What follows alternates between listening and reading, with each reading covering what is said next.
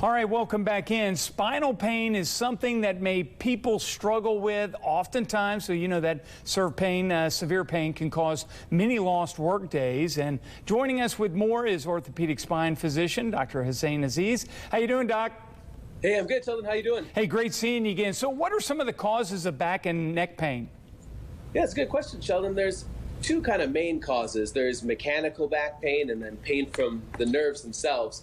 Mechanical back pain is any kind of irritation or degeneration of the joints in the spine, the discs, the muscles, tendons, or the soft tissue. Just like you can get arthritis in your knee and your hip, you can get arthritis in the joints of the spine that can cause pain. Then the nerves that run through the spine can be pinched as well. You know, when you hear about someone having a slipped disc or sciatica or a pinched nerve in their neck, that tends to be shooting pain down the arm or the leg, or activity-related pain and burning and cramping in the thighs. And those are kind of the two main flavors of pain in the back and the neck. Well, what kind of treatment is available out there? Yeah, so that's a good question. There's many different kinds of treatment, and very few of them involve surgery. So low-impact aerobic activity is the best friend of spine health. So either an exercise bicycle or any activity in the pool can do wonders for spine health.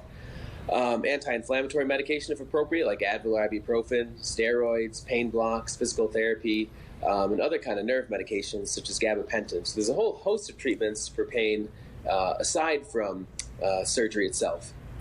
Yeah, well, some people say you need to avoid surgery, and I realize they may not fully understand the spinal surgery as well as you do. So what's your take on all that? Yeah, so that's a common opinion I hear from patients a lot, and that's understandable. I wouldn't necessarily sign up for a spine surgery for just kind of minor aches and pains here and there. But for the right person, spine surgery can be tremendously beneficial and have a positive impact on their overall life. Yeah, so how do people determine if that's the right way to go for them? Yeah, that's a great question. So that's a decision that's best made between the patient and their doc. The kind of general rule of thumb that we use is when you've tried some of those other treatments that we talked about, the medication, the activity, the steroids, and they're not helping, and the pain is getting in the way of your daily life. You can't get in the car and drive, you can't sit down for dinner, you can't stand and cook at the stove. That's when it's time to discuss a surgery with your spine doctor. Yeah, we got about 30 seconds left, but you're mainly saying if you're suffering from sort of back or neck pain, you got to get in and see your doctor, right?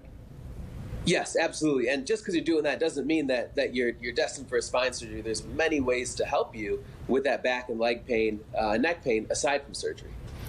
Hey, Dr. Hossein Aziz, orthopedist, thank you so much for joining us once again. Hey, great having you here on the Noon Show. My pleasure. Good seeing you, Sheldon. All right, Thank you. good seeing you too. All right, take care now, Bye. Doc. All right.